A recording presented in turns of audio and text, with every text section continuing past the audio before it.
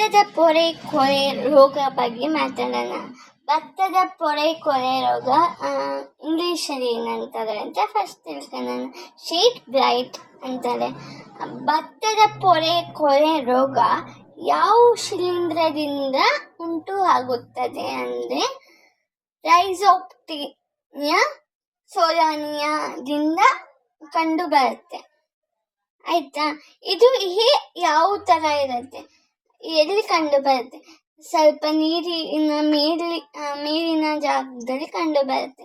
ಇವಾಗ ಏನು ಅಂದರೆ ಅದು ಅಂಡಾಕಾರದ ರೀತಿಯಲ್ಲಿ ಇರುತ್ತೆ, ಲೈಟ್ ಬ್ರೌನ್ ಕಲರಲ್ಲಿ ಇರುತ್ತೆ.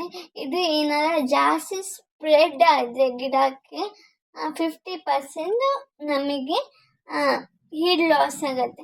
ಇವಾಗ ನೋಡ್ತಿದ್ದೀರಲ್ಲ, ಇದೇ ರೀತಿ ಕನ್ಫ್ಯೂಸ್ ಆಗುತ್ತೆ. ಸ್ವಲ್ಪ ಬೇರೆ ಬೇರೆ ಥರನೂ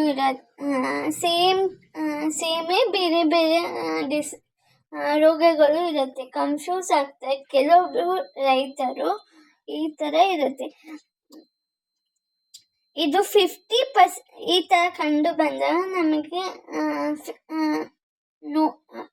ಸರಿಯಾಗಿ ನಾವು ನೋಡಿಲ್ಲ, ಏನು ಕೇರ್ ಮಾಡಿಲ್ಲ ಅಂದಾಗ 50% ಹೀಡ್ ಲಾಸ್ ಆಗುತ್ತೆ. ಅದರದ್ದು ನಿರ್ವಹಣೆ ಹೆಂಗೆ ಮಾಡೋದು? ಹೆಚ್ಚಿನ ಪ್ರಮಾಣದಲ್ಲಿ ರಾಸಾಯನಿಕ ಗೊಬ್ಬರವನ್ನು ಹಾಕಲು ನಿಲ್ಲಿಸಬೇಕು. ಮತ್ತು ಸೂಕ್ತ ಅಂತರವನ್ನು ಕಾಯ್ದುಕೊಳ್ಳಬೇಕು. ಕಳೆ ನಿರ್ವಹಣೆ ಮಾಡಬೇಕು. ಸೋಂಕಿನ ಹೊಳವನ್ನು ಆರೋಗ್ಯಕರ ಹೊಳದಿಂದ ದೂರ ಇಟ್ಟು ನೀರಾವರಿ ನೀರನ್ನು ಹರಿಯಲು ಬಿಡಬಾರ್ದು. ಮತ್ತು ಅದು ತಳಿಗಳಿದ್ದಾವೆ ಅದನ್ನ ನಿರ್ವಹಣೆ ಮಾಡೋಕ್ಕೆ. ಅದು ಯಾವುದೇ ಅದೊಂದು ಶಿವ WGL 3943 ಆಯಿತಾ? ಈ ತಳಿಗಳನ್ನ ಬಳಸಿದ್ರೆ ಸ್ವಲ್ಪ ರೋಗ ಕಡಿಮೆ ಆಗೋ ಚಾನ್ಸಸ್ ಇರುತ್ತೆ.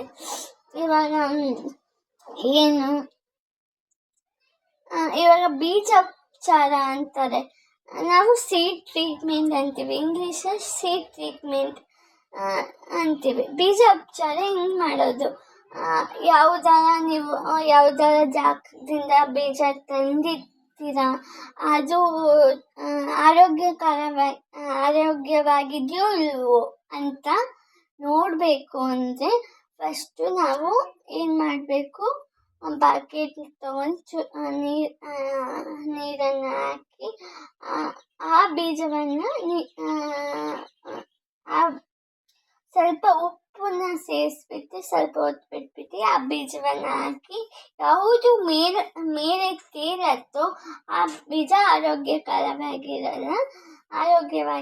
ಅದಕ್ಕೋಸ್ಕರ ತೆಗೆದ್ಬಿಟ್ಟು ಮಿಕ್ಕಿದ್ದು ಬೀಜವನ್ನು ನಾವು ಒಣಗಿಸ್ಬಿಟ್ಟು ಅದರಲ್ಲಿ ಸೂಡೋಮೋನಾಸ್ ಅಂತ ಒಂದು ಇದು ಬರುತ್ತೆ, ಅದನ್ನು ಹಾಕಿ ಮಿಕ್ಸ್ ಮಾಡಿ ಒಂದಿನ ಒಣಗಿಸ್ಬಿಟ್ಟು ಡ್ರೈ ಮಾಡಿಬಿಟ್ಟು ಇನ್ನೊಂದು ದಿನ ನಾವು ಏನು ಮಾಡಬೇಕು, ಫಸ್ಟು ಸ್ವಲ್ಪ ನೀರನ್ನು ತಗೋಬೇಕು. ಒಂದು ಬಾಣಲಿನೋ ಒಂದು ಇದರಲ್ಲೋ ನಾವು ಸ್ವಲ್ಪ ನೀರು ತಗೊಂಡು ಸೂಡೋಮೋನಾಸ್ 10 ಗ್ರಾಮ್, ಮುಂಚೆ ಎಷ್ಟು ಹಾಕಿದ್ರು 10 ಗ್ರಾಮು ಅಷ್ಟು ಹಾಕಿಬಿಟ್ಟು ಸ್ವಲ್ಪ ಹೊತ್ತು 30 ನಿಮಿಷ ನೆನೆಸ್ಬೇಕು. ಆದಮೇಲೆ ಹೊಲದಲ್ಲಿ ಹಾಕ್ಬೋದು, ಟ್ರಾನ್ಸ್ಪ್ಲಾಂಟ್ ಮಾಡ್ಬೋದು ನೀವು. ಈ ಥರ ಮಾಡಿದ್ರೆ ಆರೋಗ್ಯವಾಗಿಯೂ ಇರುತ್ತೆ. ಜಾಸ್ತಿ ಫರ್ಟಿಲೈಸರು ನೀವು ಯೂಸ್ ಮಾಡೋಂಗಿರಲ್ಲ, ಹಾನಿಕರನೂ ಆಗಲ್ಲ. ಆ ಥರ ನೀವು ಮಾಡ್ಕೋಬೋದು, ಆ ಥರ ತಡೆಗಟ್ಬೋದು ನೀವು. ಫಸ್ಟೇ ನಾವು ತಡೆಗಟ್ಟಿದ್ರೆ ಒಳ್ಳೆ ನಮಗೆ ಬೆಲೆಗಳು ಸಿಗತ್ತೆ. ಒಳ್ಳೆ ರೀತಿಯಲ್ಲಿ ನಾವು ಟ್ರಾನ್ಸ್ಪ್ಲಾಂಟ್ ಮಾಡಿಕೊಡ್ಬೋದು, ಟೆನ್ಷನ್ ಇರಲ್ಲ.